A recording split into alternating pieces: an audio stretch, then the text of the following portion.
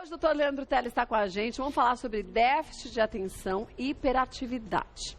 É importante que você preste atenção e, mais do que isso, mande suas perguntas para o doutor Leandro já responder, porque a informação sempre é primordial, mas existem alguns assuntos e quando a gente fala em problemas assim, a gente fala em muito preconceito que ainda existe. As pessoas, os pais, muitas vezes, quando não estão bem informados, acham que é uma criança lenta, preguiçosa e, na verdade, uma doença que acomete muitas famílias, né? Doença neurobiológica, acomete uma a cada 20 crianças, então... 5% da população, e existe muita polêmica, né? Então existe muito leigo, às vezes, opinando, e o julgamento do pai perante o filho nem sempre é o melhor. Então é importante essa informação para poder levar a criança suspeita para uma avaliação especializada. A gente fez até um resumo para mostrar para você sobre o assunto. Veja aí.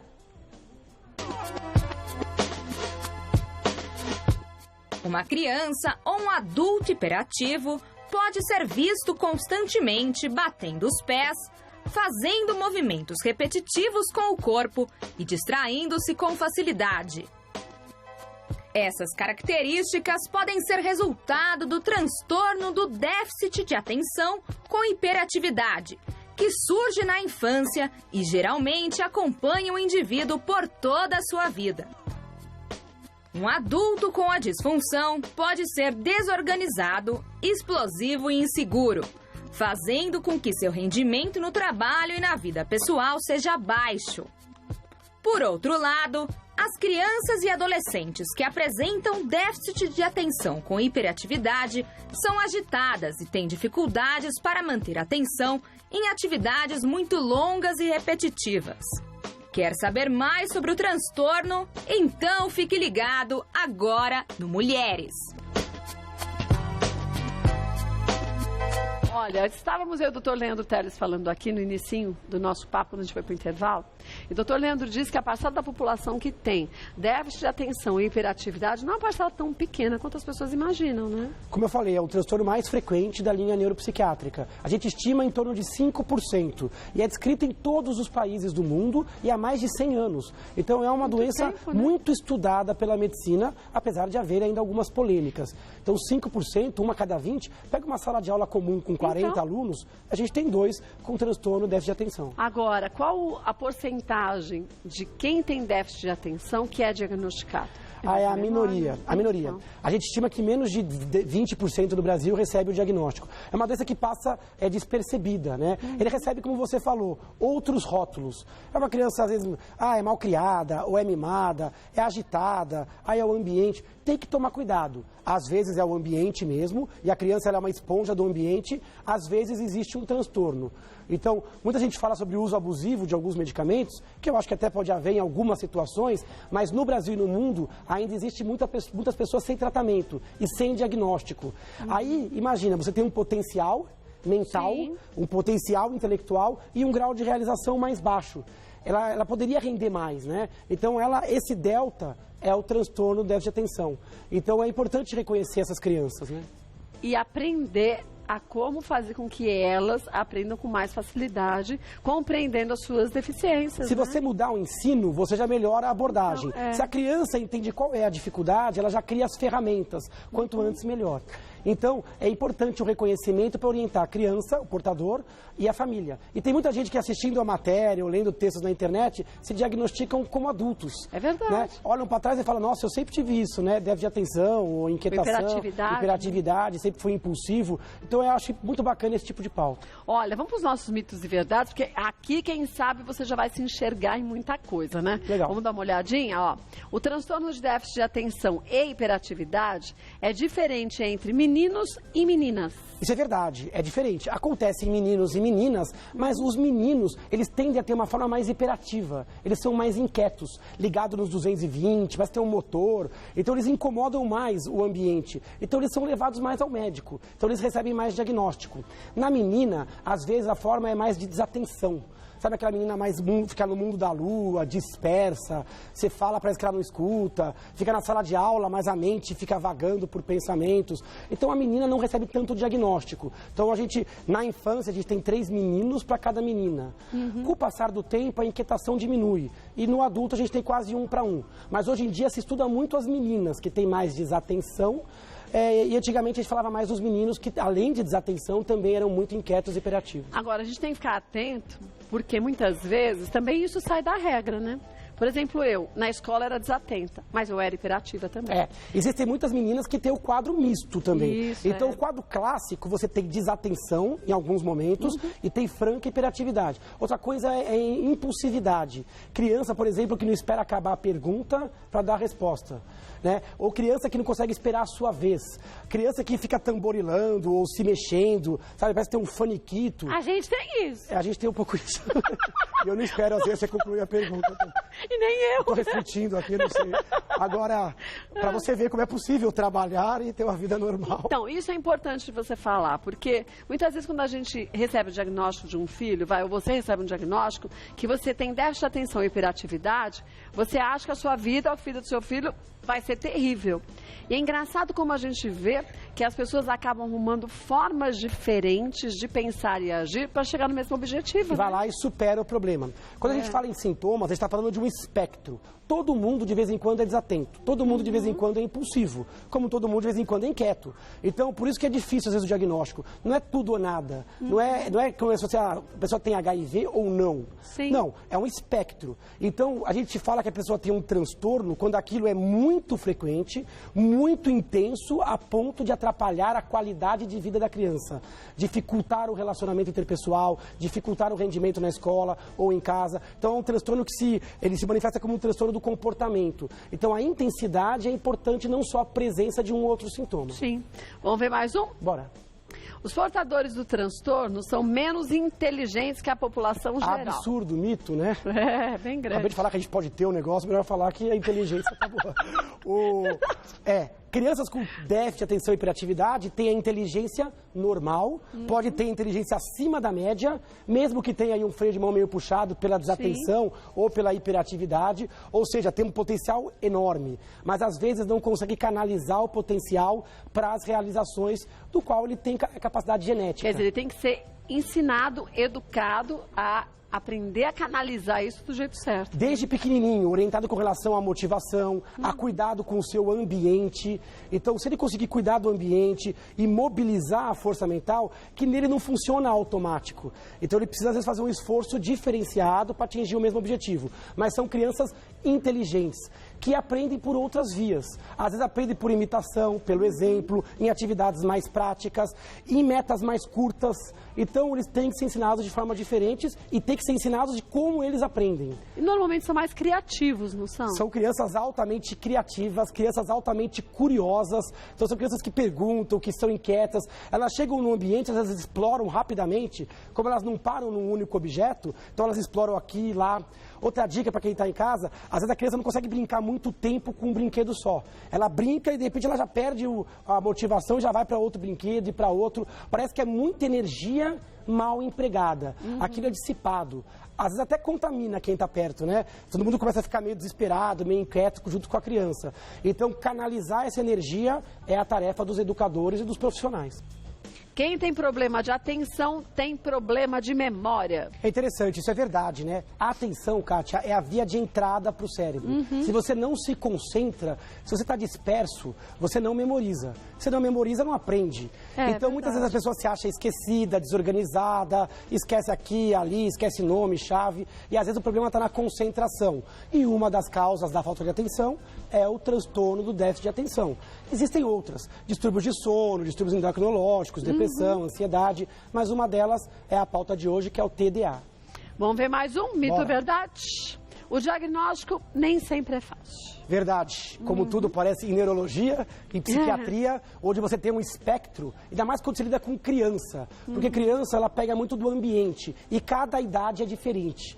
Então, a criança pré-escolar, ela é desatenta, ela é hiperativa, ela é impulsiva. É importante que o profissional consiga quantificar qual é o limite da normalidade, qual o comportamento esperado para aquela idade, qual o impacto deste ambiente. Porque toda criança está exposta a uma série de coisas ambientais e na escola. Então, não é fácil o diagnóstico. Tem que passar por profissionais habilitados. É importante a opinião da família, da escola, do psicopedagogo, que é quem está habilitado nessa parte, do psiquiatra infantil ou neuropediatra. No No caso, acima de 12 anos, o psiquiatra, o neurologista, o próprio clínico tem que ter noção para como fazer o diagnóstico. Não tem exame, não tem uma ressonância, uma tomografia, um exame de sangue, é com critérios, com conhecimento da rotina da pessoa. Como é feito o diagnóstico de depressão, de autismo. Tem que ser a habilidade do médico. É a habilidade do médico, experiência, existem critérios definidos de duração, de número de sintomas, de impacto, de ausência de outras doenças que possam explicar melhor os sintomas. Então esse diagnóstico ele pode ser bem feito num bate-papo ou em alguns bate-papos feito no consultório do médico. Vamos para mais um? Agora vamos para a pergunta. Legal. Ó, a Leila. Meu filho, aparentemente, apresenta todos os sintomas. Quando coloquei ele na escola, a professora veio me perguntar se ele tinha problema de audição, porque ele não prestava atenção em nada, só quando queria. Ele tem apenas 4 anos. Como posso identificar se ele tem déficit de atenção e hiperatividade? A pergunta é excelente. Ela deve ter percebido sintomas, então, de impulsividade, inquietação e desatenção. Não só ela, talvez a professora também. Sim, e a professora, a palavra da professora é muito importante, porque ela vê crianças da mesma idade no mesmo ambiente. Diferentes. Então ela percebe que alguma coisa está destoando, né? Essa idade, Kátia, é uma idade crítica. Antes a gente falava em diagnóstico a partir dos 6 anos. Porque antes dos 6 anos, toda criança é um pouco desatenta. Sim. E às vezes você errava muito o diagnóstico. Hoje a gente tenta separar essas crianças o quanto antes. Às vezes com 4, 5 anos, já observar melhor essa criança. A gente classifica como uma criança em risco de TDA, principalmente se existir outros quadros na família, outros casos desses da família. Isso acontece em até 40% das vezes. Então, esta criança, no caso, mesmo que não receba o diagnóstico aos 4 anos, já merece uma visitinha no neuropediatra. Já merece que ele vá fazendo exames para ver se ela não tem problema auditivo, já vai observando o comportamento, já vai orientando a família. Medicação nessa idade é exceção. A medicação quase sempre é um pouquinho mais para frente, com 5, 6 anos de idade. Mas, até casos dramáticos, existe medicação aos 4. Mas, separar a criança e dar uma atenção especial, isso é fundamental já nesta idade, tá bom? Já então, vai ajudar bastante. No caso dela, levar a um neuropediatra, sem medo do diagnóstico, e deixar ser ajudada por alguém que entende do quadro. Então, leve seu filho no médico, tá, Leila? Um beijo pra você. Vamos ver mais uma? Bora. Alana, a doença pode se manifestar na fase adulta ou ela tem início somente quando você é criança? De uns tempos pra cá, venho tendo dificuldades para me concentrar no trabalho, constantes atrasos e não consigo mais ser organizado. Então, importante essa pergunta. 2/3 das crianças com desatenção e hiperatividade viram adultos com desatenção e hiperatividade. A doença, ela melhora em alguns quadros, a inquietação, a hiperatividade, mas em muitos pacientes continua com sintoma. Agora, a pergunta dela não foi essa. Ela percebeu agora só, quando adulta, um sintoma que ela não tinha na infância. Mas pode ser que ela tivesse. Então, aí vem o viés. Pode ser que ela não tenha percebido na infância ou não haja esse relato. Mas, para dizer que tem TDA, o sintoma tem que ter surgido antes dos 12 anos no adulto. Então, é importante conversar com a mãe, conversar com os professores, com alguém que conviveu com ela mais nova, para saber se ela já não tinha indícios. Então, bater um papo com o médico, pode ser que o médico oriente sintomas que ela nem percebia, ou que ela achava normal, pela criação que ela teve, por ser criança. Então, agora, a desatenção que começa na vida adulta, geralmente tem outras explicações que não o TDA. Por quê? Porque o TDA é uma doença estrutural do cérebro, do desenvolvimento. Então, ele sempre surge na infância. Se alguém falar assim, Leandro, eu estou desatento há 3 semanas. Calma lá. Aí, outra deve coisa, ser a tireoide, deve ser o sono, depressão, ansiedade, estilo de vida, sobrecarga, um monte de coisa. Então, no caso dela, se ela realmente garantir que não tinha sintomas na infância, não deve ser a doença. Mas, o que você falou é preciso, ver se realmente não tinha, né? Conversa com a família, né? Com a família e também conversar com o médico para ele orientar quais sintomas ela tem que atentar, né? Porque às vezes tem sintomas sutis que passam desapercebidos. E que a família acha que é normal, porque lembra que fulano ou ciclano da família também era parecido. Então é importante fazer esse diagnóstico. E lógico que o médico talvez peça exames para afastar as outras coisas que eu falei aqui, né? Então, Alana, busca orientação do médico. Vamos ver mais uma? Silene, o transtorno precisa ser tratado com medicamentos ou apenas acompanhamento psicológico ajuda? Tem que tomar cuidado. O acompanhamento psicológico ajuda em todos os quadros onde tem aspectos psicológicos envolvidos. Então, às vezes o diagnóstico tardio já traz risco de ansiedade, depressão, às vezes o ambiente está tumultuado. Então, o acompanhamento psicológico é importante em todos os casos. Agora, a doença não é uma doença psicológica, é uma doença neurológica. O cérebro ele se desenvolveu de outra forma. Então, é importante o diagnóstico, ferramenta, alteração da família, alteração da escola e, em muitos casos, o remédio ajuda. O remédio, ele tem excelentes resultados e, dado por pessoas que entendem, o risco é baixo. São remédios bem tolerados e podem mudar o prognóstico, a evolução da criança. Então, é importante discutir em todos os casos o uso do remédio. Não quer dizer que ele vai ser usado em todos os casos, mas ele tem que ser discutido em todos os casos. Mas, como você disse, dado por um profissional capacitado. Sempre, porque são remédios que agem no cérebro e não haveria de ser diferente se o problema está no cérebro. São remédios que não estão isentos de efeitos colaterais, como qualquer tratamento para hipertensão, diabetes. Então tem que ser o médico. Dado na dose correta, tempo correto, via correta, o medicamento ele tem baixa morbidade e tem uma grande eficiência, né? Agora, dado de forma equivocada, pode trazer mais problemas do que solução. Então, Selene, também aproveite, se você está percebendo que você tem esses sintomas, vai no médico. Sem dúvida, ir no médico e, se o caso for de medicamento, tomar sem preconceito, né? Sim, claro. Porque negar o remédio é quase como negar a natureza biológica da doença. Verdade. Então, buscar ajuda com o coração aberto para receber as orientações pertinentes. Da Rita. Como distinguir quando o caso é de TDAH ou de um mau comportamento infantil?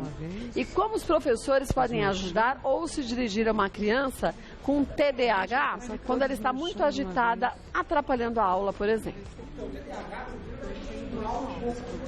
Mas o ruim é que e ela é muito hiperativa. Então, o profissional, como o neuropediatra, o psiquiatra infantil, ele consegue sim, baseado em critérios, em acompanhamento da criança, entender se aquilo é um problema de ensinamento, de cultura, ou se aquilo é uma doença.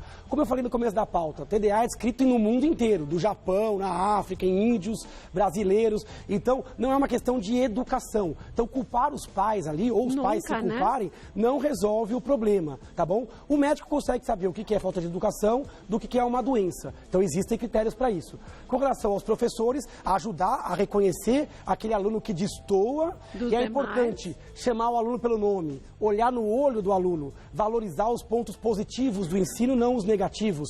Fazer uma aula mais interativa, com metas mais curtas, porque o aluno é mais desatento. Pode dar um tempo diferenciado, se o aluno for muito desatento, tirar o aluno da janela, colocar na fileira da frente, colocar atividades mais práticas para levar mais motivação, coisas com criatividade. Tudo isso vai ajudar o desenvolvimento do aluno com déficit de atenção. Mas para isso a gente pode esquecer que o professor tem que ter um tempo para poder enxergar os seus alunos de uma forma correta, né? Salas menores é fundamental, tempo de envolvimento. Na nossa época, os alunos eram conhecidos e chamados pelo nome. Hoje em dia, as salas são enormes. Existe, às vezes, um distanciamento entre a relação do professor com o aluno. E aí dificulta um pouco o ensino desse tipo de patologia. É difícil para o professor conseguir olhar para o aluno e prestar atenção nesses detalhes que são sutis muitas vezes, né? É importante o professor prestar atenção, mas é importante o pai, a mãe e outros familiares também olharem. Nossa, como aquela criança inquieta está destoando um pouquinho. Nossa, mas ele tem uma dificuldade em coisas que outras crianças não têm. Então, separar essas crianças não para rotular e nem deixar o mundo rotular, para levar para atendimento e corrigir o quanto antes. O diagnóstico precoce leva a um bom prognóstico. Agora, quando você arrasta muito, o risco de baixa autoestima, de o aluno acreditar que realmente ele é pior, né? O risco depois de se envolver com criminalidade, uso de drogas, múltiplos casamentos, mau resultado acadêmico, é muito maior em TDA sem diagnóstico. Por isso que os pais, isso a gente tem que aprender. Não só com os filhos, mas com todo mundo, né? A gente olhar para as pessoas e falar mais das suas qualidades do que os seus defeitos, né? Isso é fundamental. Quando você ensina baseado nas qualidades, você traz a motivação. É verdade. Às vezes você acaba punindo muito, né? Você fez errado, você errou isso, você é ruim naquilo. Fala quando é certo, quando faz bem, você perde a oportunidade de trazer a motivação do aluno para o aprendizado. Vamos para a última pergunta. Leonardo. Tenho 30 anos e sempre fui uma pessoa desligada. Já tentei abrir o quarto do hotel com cartão de crédito. Quando minha esposa me pediu para pegar um comprimido de dor de estômago, enchi o copo d'água e tomei o comprimido. Eu mesmo fechei a faxineira na sacada do apartamento no 8º andar sem perceber. Além disso, sou muito impulsivo e esqueço das coisas. Isso pode ser déficit de atenção e hiperatividade? Leonardo, na verdade são vários sintomas. Ele já traz um negócio interessante para o médico, que é o impacto na funcionalidade. Olha como ele tem uma alteração da qualidade de vida. Ele já se meteu em várias enrascadas e deve ter outras... Só tomar o comprimido no lugar... Ele colocou em risco, né, de tomar um anticoncepcional, alguma coisa. Qualquer coisa. Agora, 30 anos, tem isso desde sempre. Trouxe sintomas de hiperatividade, de impulsividade e desatenção. Então, ele sim, tem todo o jeitão de ter a doença. Vai se autodiagnosticar? Não. Ele vai procurar aos 30 anos ou um psiquiatra que vê TDA ou um neurologista para ele realmente fechar o diagnóstico. Eventualmente, com medicamento ou orientações, ou ambos, né? Ele pode ter uma vida totalmente normal e melhorar o seu rendimento. É verdade. Nunca é tarde, né? 30 anos é uma idade ótima para tratamento. Tá no primeiro terço da vida.